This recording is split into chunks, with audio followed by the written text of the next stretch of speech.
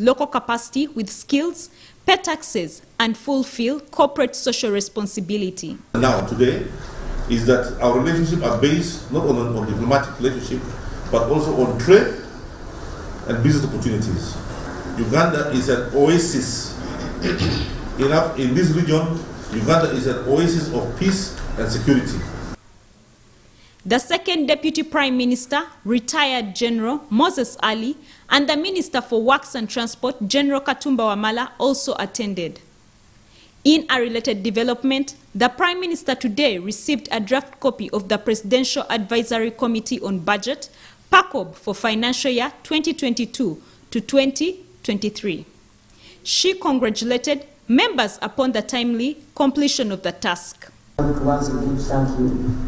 The government chief whip and you members for the work we have done. You have worked, and I'm even surprised that we meet in such a short time, because I was a member of PACOB and I know what it takes. This PACOB is a key component in budgeting and planning process that aligns budgets and plans to the NRM manifesto. The Prime Minister said the recommendations of this report should be reflected in the work plans of ministries, departments, and agencies of government. Doreen Nasasira reporting for UBC News.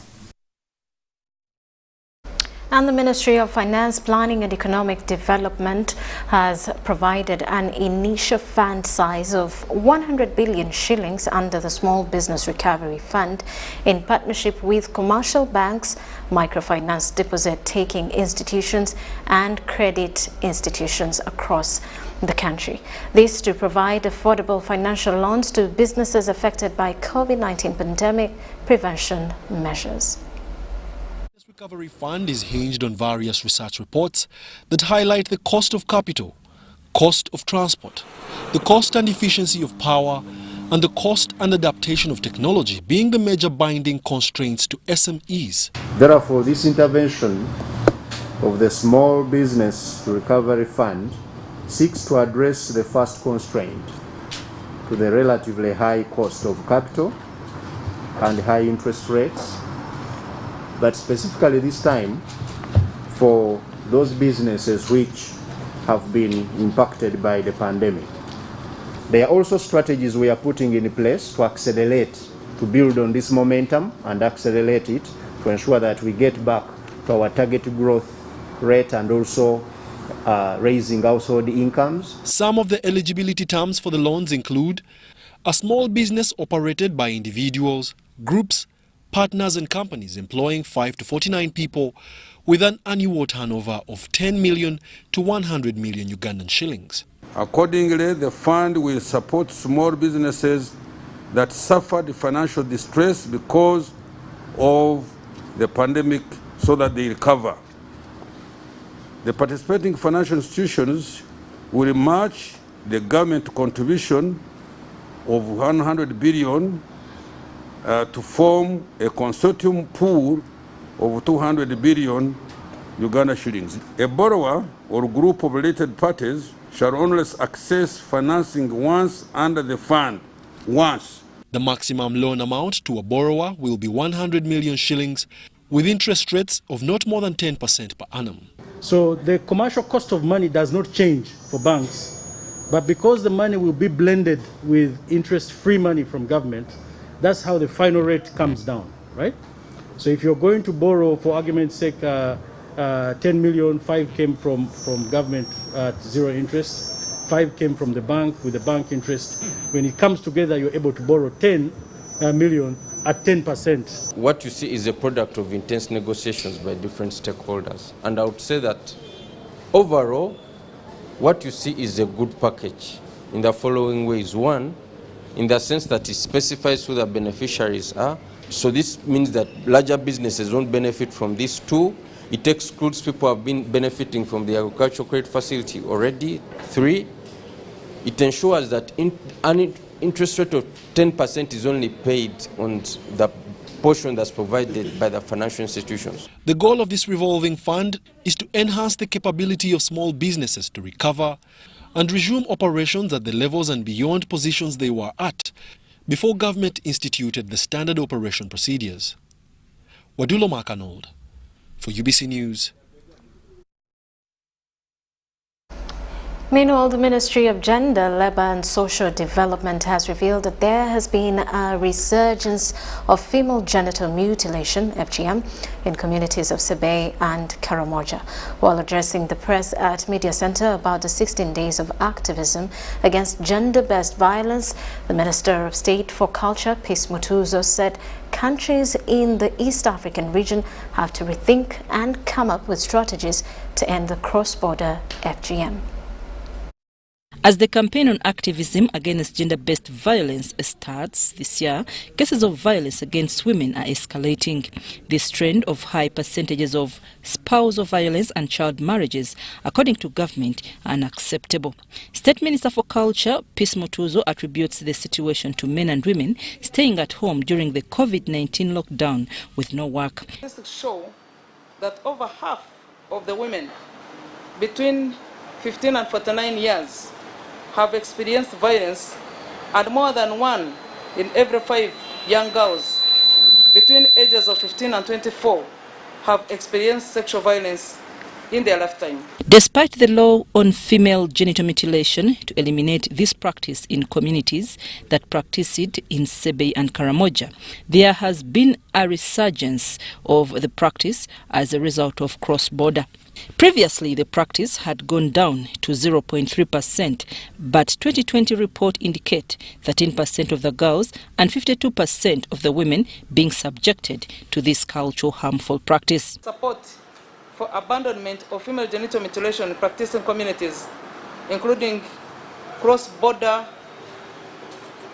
task force mobilization and organization with associated support.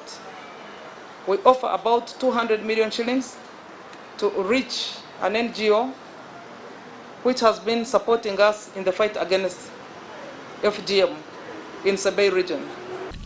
Meanwhile, the Ministry of Gender, Labour and Social Development through the Department of Youth and Children has launched a child helpline, Sauti 116, with the aim of creating awareness to the children about their rights. The biggest percentage of all our calls are regarding children between the age of 14 and 17 years. This age group also have better access to phones and make up most of our child callers. This is saddening, especially as children have been in their homes for the past 2 years. It shows that many homes are not safe for our children. An assessment carried out by joining forces revealed that 65.8% of children interviewed across 6 districts in Uganda had reported increase in physical or emotional violence from their caregivers in the months leading up to December 2020 alone. The awareness of GBV that will involve activities like dialogue with neighboring countries to end cross-border FGM starts on 25th of November and will end on 10th December, the day to commemorate International Day of Human Rights. I'm Nafka Farida and Dan Lugemwa in Kampala. Now, Police Directorate of Criminal Investigations, in partnership with the United Nations Children's Fund, is to sensitize detectives on how to handle sexual and gender-related offences. Police, through Okecho Isaac, Commissioner Police Administration at CID, says there is commitment to establish a well-structured chain of dealing with the vice by providing justice to the victims. With the complicity of handling sexual and gender-related offences, Uganda Police is empowering its detectives with new skills in the dynamic crime environment. Monitoring on the ground and looking on how much you incorporate the new skills acquired. Uganda Police, through the Directorate of Criminal Investigations and in partnership with the United Nations Children's Fund, is giving detectives special skills in handling victims while seeking evidence. Make sure that there is solid, there is legislation, there is structures to respond, and of course to prevent violence. The role of parents is critical in protecting children. Police is calling stakeholders in child upbringing to take charge in controlling children in communities against sexual and gender-related parasites. Our struggle here is to make sure that such people go where they belong. Whether in prisons, whether they are hanged, whether they are what, it is our struggle. And this sitting here is targeting that, to send them where they belong and to prevent them from moving closer to us. Despite the struggle in the fight against gender-based violence in communities, COVID-19 and its effects have escalated the numbers of these cases. Let us get time to talk to members of the public, because they don't know. Do they know that most of the defilers today are people close to the family, relatives, neighbors, or the people you would even call parents, to protect the same children, also defile them. For quite some time, the struggle to fight gender-based and sexual-related cases is being funded by non-state actors, which is unreliable, hence negativity, impacting on the Directorate's investigative capabilities to serve justice to the victims. Lydia Chomkama, UBC News. And the Katikiro of Uganda Kingdom, Charles Peter Mayiga, has appealed to the central government to refrain from making intimidating statements to Ugandans in the aftermath of bomb explosions. The Katikiro made the statements at an event where Kabaka's subjects were from different counties of Uganda made pledges to support the kingdom's activities under the Lwalo Lwaffe function held at Bulange, Mengo. Andrew Sebira has more. Last week on Tuesday, 2 terror bombs exploded in Kampala, one at Parliament Avenue and another near Kampala Central Police Station, and 3 people were confirmed dead and 3 suspected terrorists too. A lot of uncoordinated statements have been made by security agencies about the explosions and the players involved. Some have been killed in surprise on-spot raids, others maimed, and scores of suspected arrests made. However, the Katikiro of Buganda, Charles Peter Mayiga, is demanding for more explanations from security actors to erase amidst.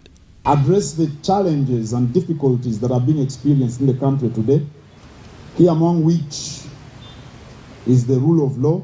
People were killed during the November riots last year, and the perpetrators have never been brought to book. Without mincing words, Mayiga added his voice to the other Ugandans castigating security decisions of killing unarmed and non-violent suspects in surprise raids, describing the undertaking as unlawful. Urge government to ensure that those who are arrested, being suspected of being behind the terrorist activities, to be brought to justice, to be brought to the courts of law, and to avoid summary executions, because many innocent people may get killed. However, UPDF spokesperson Brigadier Flavia Biekwaso says that Uganda People's Defence Forces and its other sister forces are highly professional and conscious in all their decisions. Where a security personnel goes to someone, they'll leave whatever they are doing and put their hands up. Because one of the reasons why is the moment you do not do that, it will be read or it will be interpreted that you want to fight. This person has come to arrest you. And what that person is supposed to come to arrest you is they will shoot you. The moment you try to resist arrest, the moment you become violent, the moment the arresting authority suspects that this person could be armed. In another development, Katikiro Mayiga cautioned the central government on holding statements that Buganda Land Board is existing unconstitutionally. If the government is established by law under the constitution, and if the parliament passes by the laws, the Companies Act, under the constitution, that means that the Buganda Land Board was registered under the law, and the Kabaka established the Buganda Land Board, relying on his power and authority as the king of Buganda. Meanwhile, over 50 million shillings has been raised in a campaign of supporting the kingdom, known as Lwalo Lwaffe. Story compiled by Andrew Sebira. And Parliament is close to passing the National Social Security Fund NSSF Amendment Bill that seeks to ease midterm access for workers. Speaker of Parliament Jacob Oulanyah has adjourned the debate to Wednesday morning to finalize with penalties as part of the amendment. Members of Parliament have welcomed the move, describing it a relief to workers. Henry Okrut has more. That we go to the substance of the amendment proposed, and we see if we can conclude this matter and go send this bill back to the President so that the workers can begin benefiting from what they have been waiting for a long time. This communication from the Speaker of Parliament, Jacob Oulanyah, set the pace for this debate. The committee has departed very much from the recommendations of the committee that processed in the 10th Parliament. So for those reasons, I would like to persuade you that you give us opportunity to comment on the principles that have been brought in this bill. If there are issues that we can deal with at the committee stage, I plead that we go to the committee stage and deal with some of these issues at that level. It then graduated into the real amendment process under the chairmanship of the Speaker. What form of instrument do we want? Do we want to bring these administrative procedures for information of Parliament to lay on the table? Do we want to bring it so that Parliament can approve? But the principal law, which we had already passed, which we are now trying to amend, has already provided for that. So I would like the Attorney General to guide on that. Any statutory instrument which is made which exceeds the powers set in the principles or the sections of the law is null and void and shall not happen on my watch. The deliberations rotated around critical issues previously raised by the President, who declined to assent to the bill as had been passed. The issue of NSSF regulation by Uganda Retirement Benefits Regulatory Authority also featured in the debate. Placing the fund under the Ministry of Finance would alienate the Ministry of Gender from the overall management of NSSF, whereas the object of the bill is social security and the subject is the management of the fund. I would call upon the Minister of Labour and Finance to ensure that workers' money is protected, and therefore the law should be clear on who should be supervising. The commencement of the law commences from the time it is gazetted. But for the commencement to pay out mid-term benefits, we have given it 60 days. Why? Because there must be regulations on how that will be paid. By the end of the day, the issue of penalties on non-remittance of NSSF funds remained pending, prompting an adjournment to Wednesday. The ball has gone back to the executive to call its house into order. The Ministry of Finance, the Ministry of Gender are dockets that are appointed by the President himself. So he should come out clear, issue a ministerial statement, bring it on the floor, and we give it a blessing. Especially this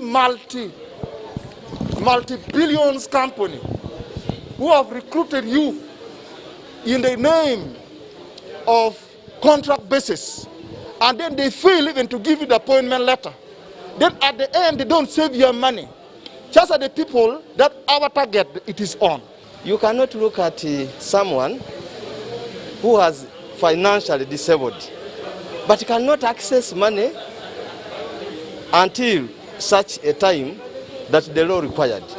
So that's why we are saying no, the mid-term access at least should be 45 years. The debate continues on Wednesday with expectations of the bill's passing. Henry Okrut, UBC. Just a minute. Now, the Parliamentary Committee of Commissions, Statutory Authorities and State Enterprises has grilled officials of Uganda Land Commission over a controversial sale of Uganda Railway land in Zambia and Chibuli. It was discovered that businessman Hassan Basajjabalaba's KIU and other two firms were allocated part of the railway land under unclear circumstances. Because when you look at the matter, how does Kampala International University come in?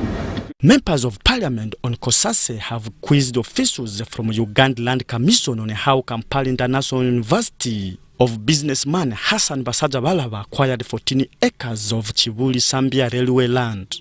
Kampala International University, KIU, was not part of the private 13 local investors the president ordered to be compensated after losing their land in Nakawa Naguru estate. You see, Kampala International University came on late.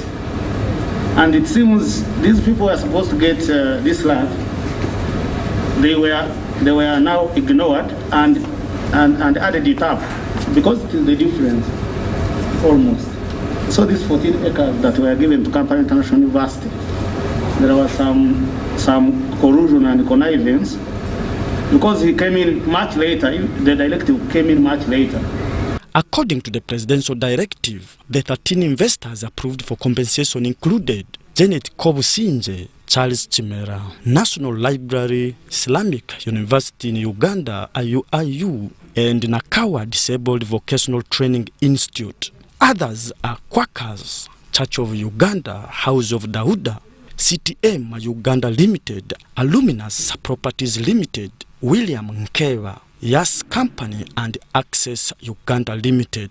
But how KIU ended up getting 14 acres of land has left the committee members startled. The National University was not one of those proposed to receive land, but eventually, even by the cabinet memo, but then eventually it was allocated land. How did that happen? Honorable Chair, there was a presidential directive of 29th September 2010, where the Commission was directed to allocate 20 acres of land. The committee also queried the legitimacy of the presidential directive after discovering that the annex was forged. I've been on this committee for some good time. Some of these letters, we need to look at the original letters. They have been using these letters to cover up. Because when you look at the matter, how does Kampala International University come in? The petition over what? What happened? And even when you look at the purpose, construction of staff quarters, executive apartments, student whatever, Chair, we need to look at the origin of this letter, whether it is from the president, and the petition, what was the petition about? Yes. What did the Kampala International University do to have the petition? So we need to use some microscopic exactness to look at some of these documents. The 61 acres of Sambia Chibuli Uganda Railways land is part of over 30 pieces of Uganda Railways land across the country that has been sold fraudulently. Philip Aguta, UBC News at Parliament. So the meeting between Minister for Education and Sports, also First Lady Janet Museveni, and members of Parliament that had been slated for Wednesday has been postponed to a later date.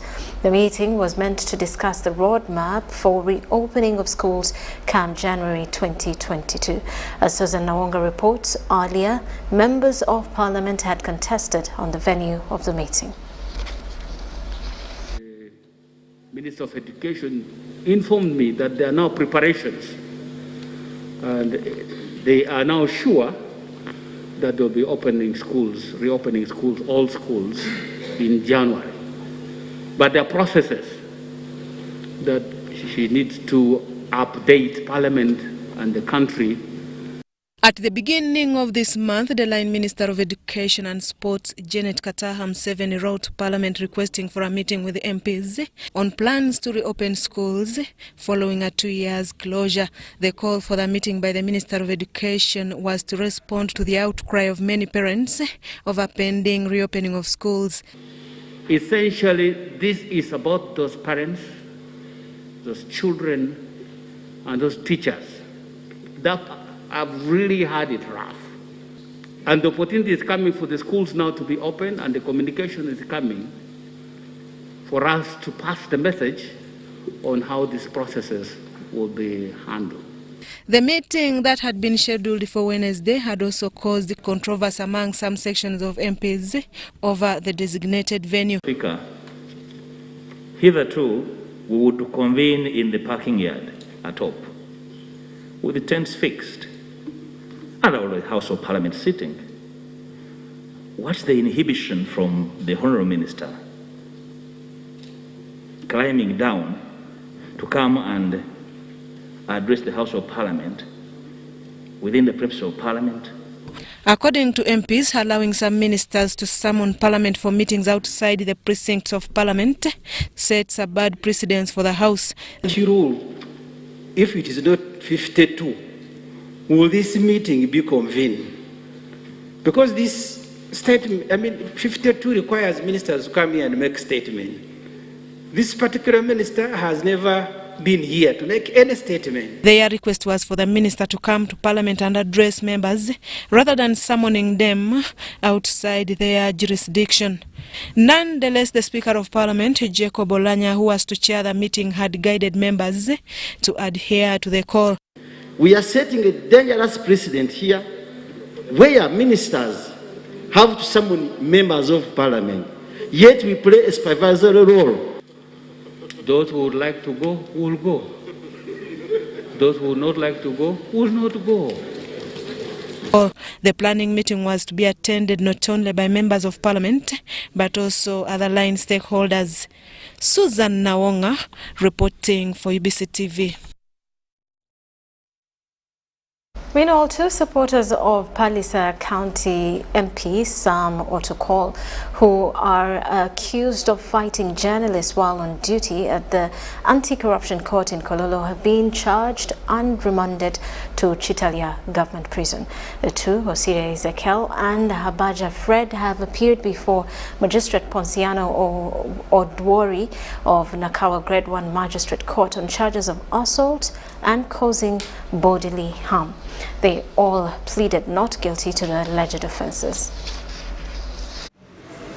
On Friday last week, Palisa County Member of Parliament Sam Otokolo, who appeared before the Anti-Corruption Court to take plea over the charges leveled against him, while escorted by his supporters, decided to fight journalists who were on duty.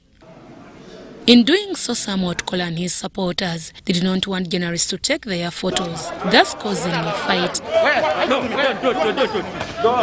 Some of these supporters were arrested by security operatives, together with State House Anti-Corruption Unit, and those who escaped arrest. The authorities are still manhunting them. Following this incident, two Otokolo supporters were arrested. These include Osire Ezekiel and Habaja Fred, residents of Sete in Mkono district. Before court, Magistrate Ponciano Odwori, the two were charged with one count of assault, causing body harm to Emmanuel Bunya. However, they all pleaded not guilty. It is alleged that Osire Ezekiel and others at large at the Anti-Corruption Court, Kololo, in the district of Kampala, you unlawfully assaulted Bunya Emmanuel, causing him actual bodily harm. Prosecution Brenda Chomugisha informed court that investigations are still ongoing, thus requesting court for more time. The two accused persons were represented by their lawyer, Higenyi Nasabadl, who asked court to grant them bail by presenting two sureties each, which state did not object to. Magistrate Ponciano Odwori on this remanded the accused to Chitalia Government Prison until 2nd December 2021 to deliver a ruling on their bail application. Prosecution alleges that on the 19th November 2021 at Anti-Corruption Court, Kololo, Osire Ezekiel and Habaja Fred assaulted journalists including Emmanuel Bunya, who works with the State House Anti-Corruption Unit, causing them actual body harm. Deborah Namamonde, Nantongo Rebecca, UBC News. Meanwhile, the Judiciary has secured over 50 vehicles and 50 motorbikes for judicial officers, including court registrars and court servers, to ease their mobility. This was disclosed by the Judiciary Permanent Secretary, Pius Bigirimana, during a press conference at the Judiciary headquarters in Kampala. On several occasions, judicial officers have been faced with transport challenges, especially on visits to scenes of crime or locations, which to a greater extent has hindered and delayed justice to Ugandans. Although some judicial officers are already equipped with vehicles, some are not that lucky. Using public transport is also a challenge. You wait for the taxi is not coming. The judicial officer is going to adjudicate. the probability that this judicial officer traveling in a taxi of being harassed or abused or even harmed is very high. Some of them even go on borders. How do you know that this border man is not related to the person who have jailed? These challenges will now be addressed after Judiciary secured 59 vehicles and 50 motorbikes to help registrars and court servers in execution of their duties. These motorcycles are going to be used by process servers for ease of maneuvering, quick delivery. Motorcycles are the most appropriate given even the traffic jams we have. The rider will move very fast, serve you, sign. Then the judicial officer now will have no reasons to listen to the cases. So I'm trying to say that with all of these facilities, judiciary is going to be different. Mr. Bijimana is now optimistic that these vehicles will go a long way in speeding up the beneficiaries' work, especially in dealing with case backlog. It is part and parcel, because when you have got a judicial officer who is supposed to visit the scene and doesn't go there, that delays the case. But with the transport, you'll have cases expedited. Some of the secured vehicles and motorbikes have already been distributed to the specific officials, including court registrars and court servers. So what is happening is that if we give, for example, registrars vehicles, what they have been using, they also give them to others. So don't think that you're going to see every judicial office having a new vehicle. No. But we're trying to fill the gaps because we don't have enough money. But as we get more money, we shall make sure that judicial officers have got vehicles. In terms of transport distribution to its officers, the judiciary stands at 80%, remaining with only 20% of judicial officers without transport. Nantong Rebecca, Namamonde Deborah, UBC News.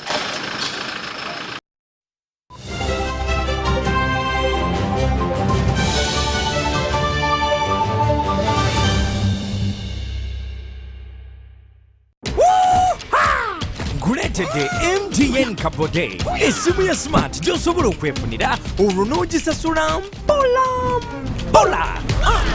nkugambye yeneerye ya kabi ate nga tamanyi endala zonna mu katale ejjirako omuggo gwa yintaneti kati ky'oba okola gwenyiga *655*2# okebere oba osobola okwefunira MTN Kabode olumala okebera bw'oti dduka buddusi ku dduka lya MTN lyonna eri kuli okumpi weefunire MTN Kabode olwo olyoka ogisasule mpola ng'osasula nnusu 15,000 zokka buli wiiki okumala emyezi 6 ng'okozesa MTN Momo weefunire Kabode kati dish. Everywhere you go, MTN. It's the festive season and we love it. And that means it's time to celebrate with GoTV. Come with me. So get your GoCoder and GoTV value for 25,000 shillings to watch with the whole family. And if you're feeling extra festive, upgrade to our best package yet, GoTV Super. Something to look forward to. Download the My GoTV app for more information. Super. We all deserve a super festive season. And with GoTV, there's every reason to love it. Introducing Learn From Home Data Bundles. Customized bundles for you and your family to study or work seamlessly from the comfort of your home. Use any of these affordable data bundles to connect to your MiFi, routers, laptops, tablets, and smartphones while avoiding unwanted internet exposure and ensuring undivided attention during online classes. Enjoy instant access to Zoom, Microsoft Teams, Google Meet, and selected educational websites. Dial *175# to buy your Learn From Home bundle today. Airtel, the smartphone network. Terms and conditions apply. Raising voices. As a community member, I think we need to change in the way we act in response to violence against children. In my small way, I can be a leader in preventing violence in my community. I promise to work with my neighbor to create violence-free homes and communities for our children. In this time of COVID, what is your promise to the children of Uganda? Because a violence-free childhood is everyone's right. Raising voices.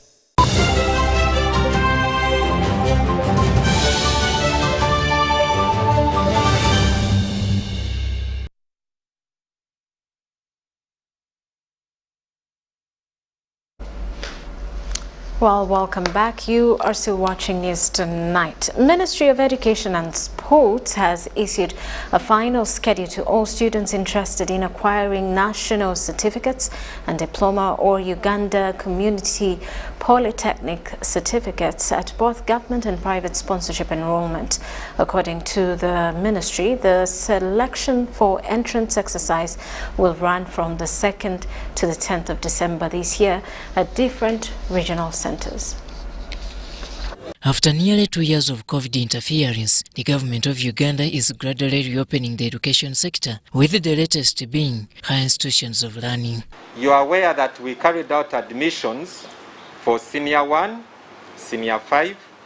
We've also done admissions for universities, but we've not handled admissions for TVET institutions. With many learning institutions expected to resume early next year, the Ministry of Education and Sports continue laying down guidelines for several entities. We are now opening up for application to come from the public, from everyone that is interested, including those who have completed P7, those who have completed Senior 4, those who have graduated, and those who are even due to COVID have lost jobs and they want to go back to institutions. At this news conference in Kampala, government announced that different selection centers for those interested have been set up at regional levels, and this will be ready for the exercise, which is to run from 2nd to 10th December 2021. The selection centers in the regions, we have Ntinda Vocational Training Institute. It is one of the selection centers which will cater for the central region. We have St. Peter's Madera in Soroti, that is a regional center for Eastern region. We have UTC, Uganda Technical College Lira, which will cater for the northern region. We also have Uganda Technical College Chichwamba, which will cater for Western region.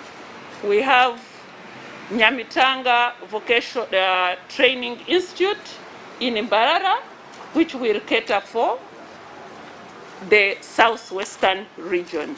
The exercise is open to all members of the public, regardless of their status, with the Primary 7 certificate being the minimum qualification. The policy now advocates for a system which addresses the needs of the world of work. That is the reform. And that means that you are looking at every Ugandan that is in need of skills. And those Ugandans are not only at the central level. According to the ministry, successful entrants at all levels are expected to report for studies in early January 2022. The opportunities are much wider open this time. Robert Onyango, UBC News. Angry casual laborers in Kato Sub-County, Manafwa District have closed the newly constructed Buchimanai Health Center 3 and vanished off with the keys.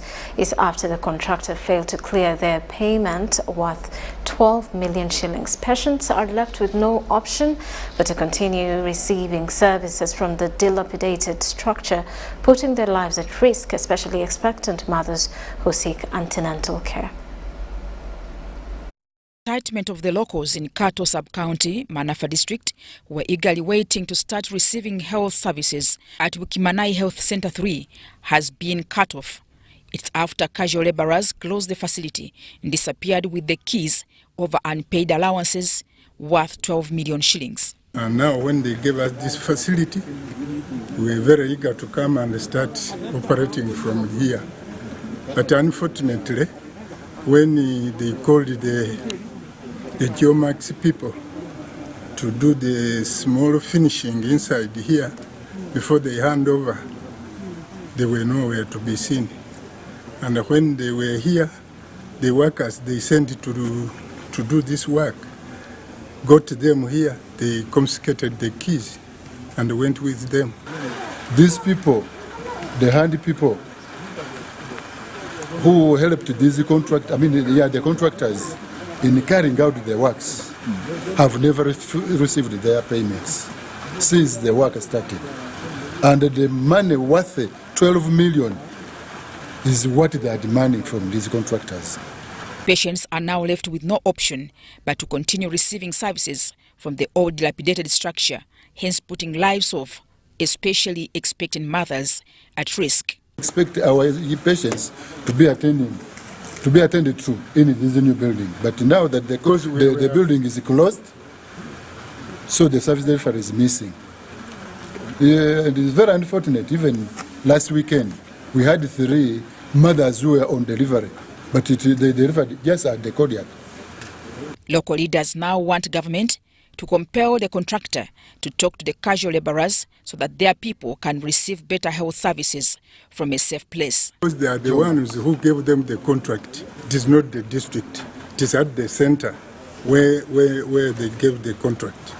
And now we need them to call them and sort their issues and complete the work. Minister of State for Economic Monitoring in the Office of the President, Peter Ogwang, who was monitoring government projects in the district, failed to access the facility to assess the ongoing works. It's all corruption. It's all syndicated. That's why you see they coordinate. There are others where you remember very well that they could even, they had already done, how do you call it? They had welded the doors so that you can't even have access to enter in. So, like you see, remember the health center, it was deliberate. The people who had the keys decided to take off and disappear. And they didn't want us to break into such a facility. And in all fairness, as central government, we have done it. Government has sent money. So these few individuals are the ones who are going to learn. He, however, assured local leaders that government is going to look into the matter. Mutonyi Hilda and Joseph Oko for UBC. And police in Mubende has called for calm in the case involving a death of a 13-year-old Olivia Natamba, who was allegedly murdered in cold blood to be sacrificed in a ritual.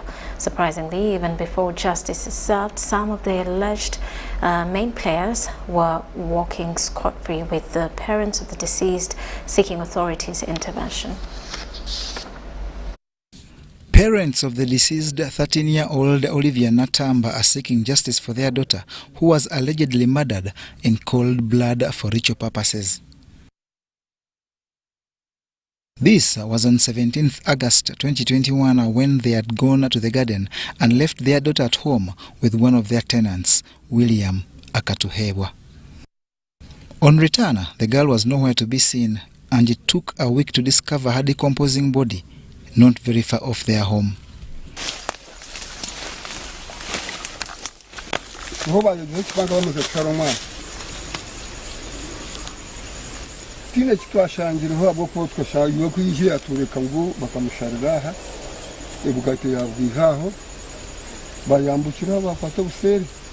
Preliminary investigations pinned their tenant Akatuhebwa and his accomplices Michael Katusabe and David Semate. Michael Sabe akwatira umuhoro na Sharona. These attached the crime to renowned businessman Jamil Birunji as the alleged main perpetrator of this crime. Baba buza umusayimukani mugutwara nkashi. David agati nyowe gitingu mutabimbuza tine kinkumanya no datinkumanya utikakwata gahamwana. Twa babuza William. Iwo gukono ibyo musayino bimanyi hote.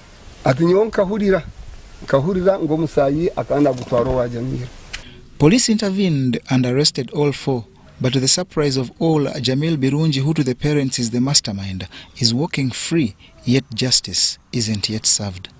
Omu yateebwa ayitibwa Jamil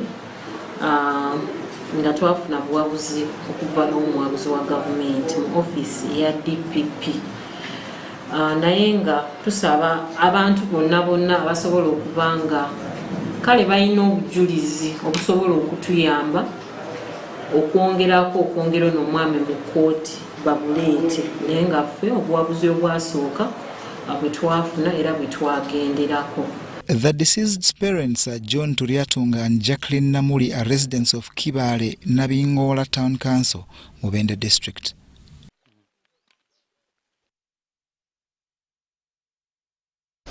And Wang Yongjae, a Chinese national, has withdrawn a case filed against Mahathi Infra Services Pvt Limited and Yandapali Ravi Shankar, the overall controller of the firm.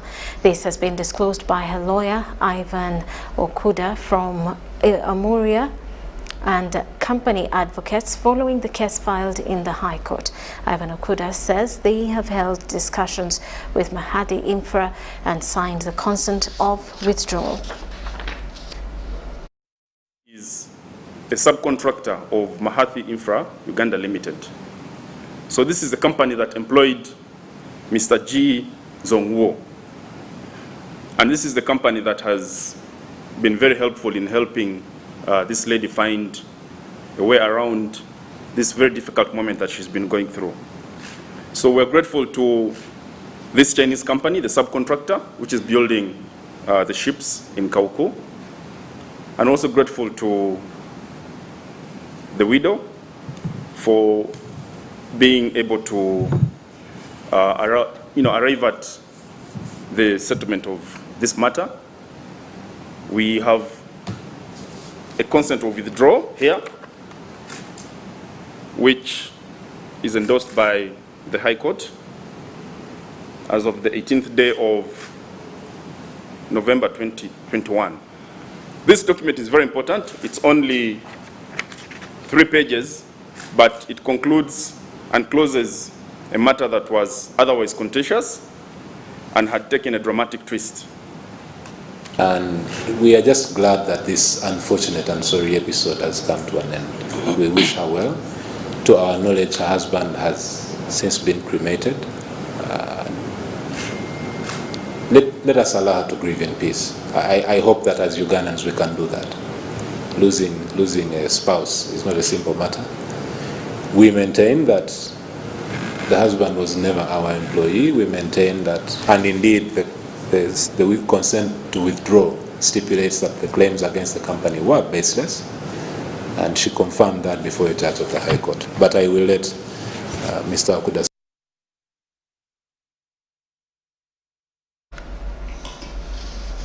And with that, we'll take a quick break.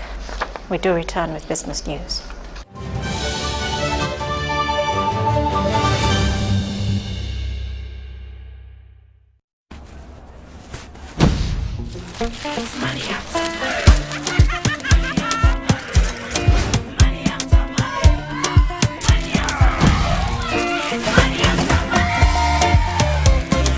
Transact and win money after money with Airtel Money. 1.5 billion shillings in cash prizes up for grabs.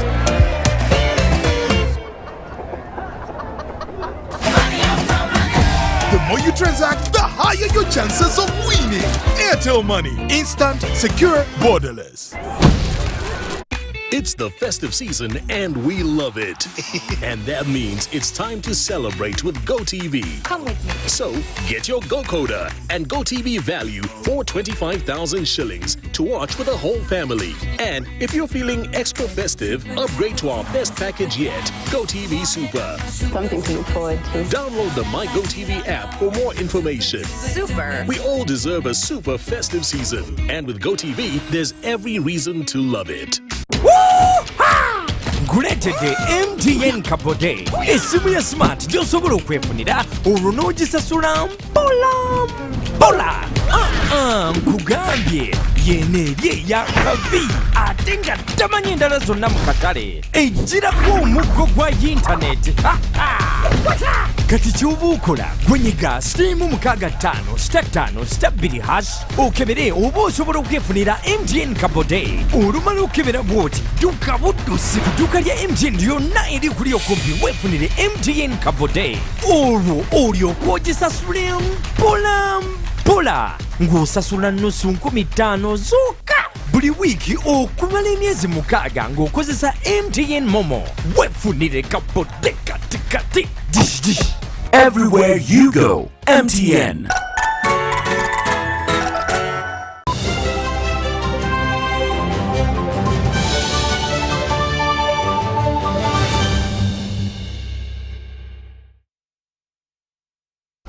Welcome back. You are still watching News Tonight. Now in business news, government is striving to interest financial institutions in funding the forestry sector, particularly bamboo growing.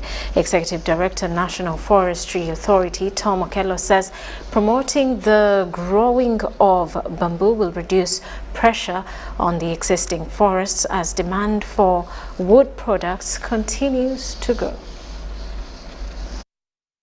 Currently, government is promoting the growing of bamboo because of its enormous industrial and domestic value to make over 10,000 products. We need 15 million seedlings per year, but we're only raising 1.5 million.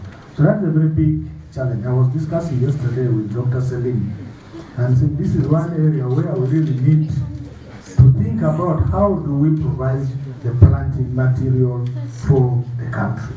Therefore, bamboo is being looked at as an alternative source of wood to reduce pressure on the existing forests. Since commercial tree planting is an expensive venture, government is trying to interest financial institutions to extend financial support to bamboo farmers. Corporate social responsibility, so that we go to my area where people are itching to plant bamboo, and we use a combined effort of the bank and the agroforester. We go in there and we not only teach the people, but we also help them to get the seedlings that they need, and then also the spacing that they need to continue their activity of planting their food crops, at the same time planting bamboo. We create sensitization as people get aware about the value of bamboo and the importance of bamboo and what comes out of bamboo. I'm very certain that the demand is going to increase. And the biggest fear for most of us as lenders is we don't want to put money to startups,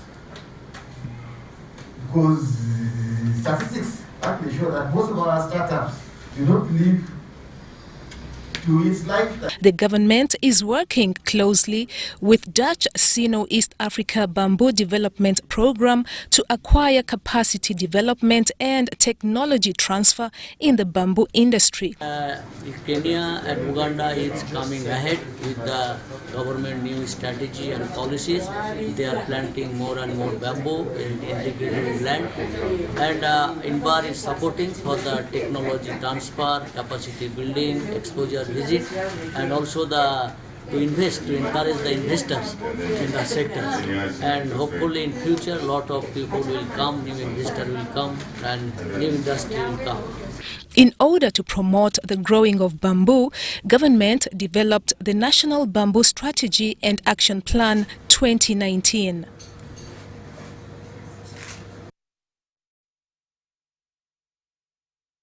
Meanwhile, government has promised to respond to pertinent issues and hindrances faced by investors and the business fraternity at Kapeka Industrial Park in Akaseke district.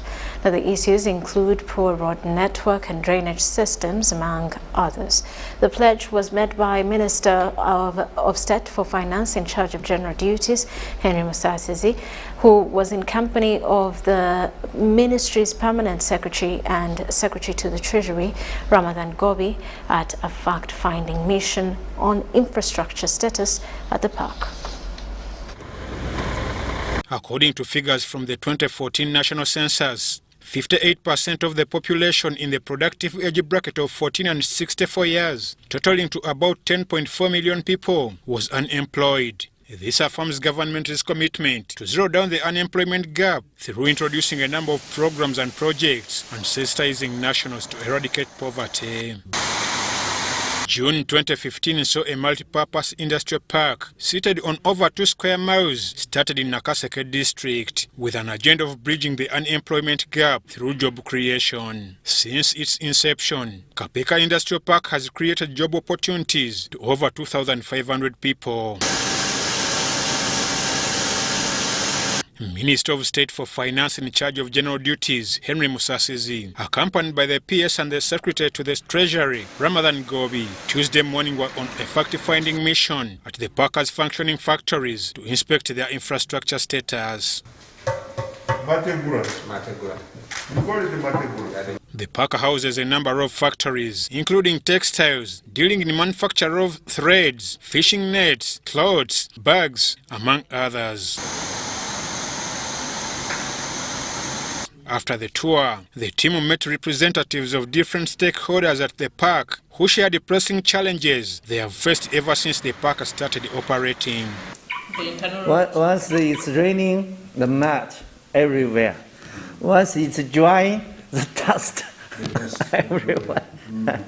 Our is 300 average. Average is roughly 350. 396. Average 350 or 360. It's still higher. Right now we have a challenge of roads. That is first of all the Matuga Kapeka road. The road is in a poor state. It has a number of potholes and our trucks keep on failing. It's a big challenge to the operators. The challenge of the sewage plant, and this is the sewage that is coming from these factories. This is both industrial and domestic waste. In response to the pertinent issues raised, Mr. Musasizi promised to have these challenges addressed for a fast and smooth development in the area. Our role is to mainly to provide the public services. Challenges we see here are mainly in infrastructure. We have had a complaint that when it rains too much, there is a lot of mud. When it shines too much, there is a lot of dust. And also the storage and other infrastructures, which we think we have a role as a government to provide these public services. We have another role to facilitate investment. And part of this is what we are now going to act on. The area's population shot up with the establishment of the park as many residents come for employment opportunities. I'm Ivan Juko, reporting for UBC, Kaseke.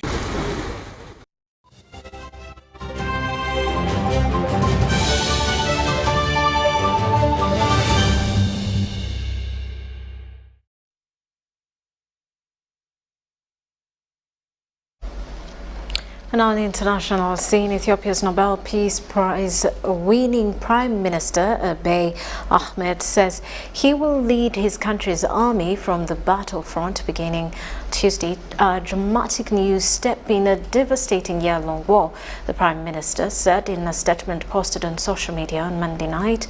With rival Tigray forces moving closer to the capital of Addis Ababa, his government declared a state of emergency earlier this month. The United States and others have warned that Africa's second most populous country could fracture and destabilize the Horn of Africa. A statement by the Prime Minister, a former soldier, did not say where exactly he would go on Tuesday. His spokeswoman did not respond to a request for a comment. In response, the spokesman for Tigray forces, Getachew Rhoda, tweeted saying that his forces would reiterate. The announcement took place after a meeting of the executive committee of the party in power, where the conflict was discussed. The fighting between the Tigray People's Liberation Front and their allies, the Oromo Liberation Army, against the government forces, started just over 1 year ago. Thousands of people have lost their lives and more than 2 million people have been displaced. The rebels, however, are continuing to advance towards the capital after claiming to have taken control of Shewa Robit, a town situated 220 kilometers away from Addis Ababa. And with that, let's quickly look at the top stories for the night.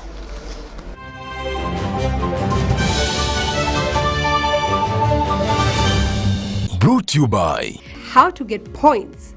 Just use MTN to make calls, send SMS, load airtime, buy bundles, or pay for MTN subscription services. Everywhere you go, MTN.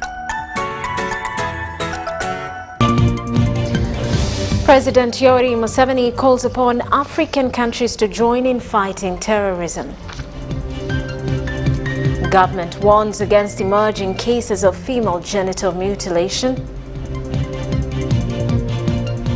While Ethiopia's Prime Minister says he will lead army from the battlefront. And in sports, DSTV injects 20 million shillings in Uganda Swimming Federation National Championship. Was brought to you by Everywhere you go, MTN.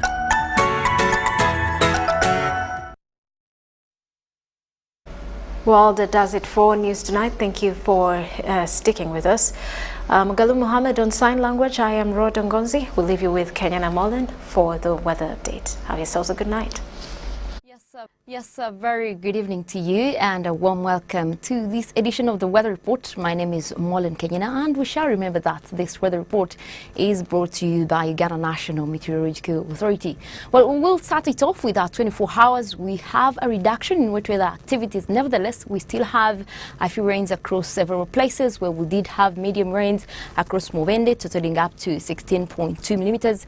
Also, Kampala was reporting 3.2 millimeters, and that was throughout last night into the early hours of today morning. But looking at our satellite, we continue to have dry winds that are coming in from the north, moving towards the country, and those have contributed to the dry conditions that we have, especially across the northern sector. Now, at the same time, we also have weaknesses in high pressure centers within the southern half of the continent. Those normally affect our weather, and because of that, we have seen quite a reduction across several places with regards to wet weather activities. Now, tomorrow morning, we're likely to start off with mostly sunny intervals. Those will be across most areas within the country.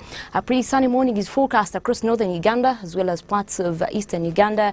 However, we'll look at light rains, but those will be mostly over the islands of Lake Victoria. Now, later in the afternoon is when we expect a few rains, but those will be across the central and western parts of Lake Victoria Basin as well as southwestern Uganda.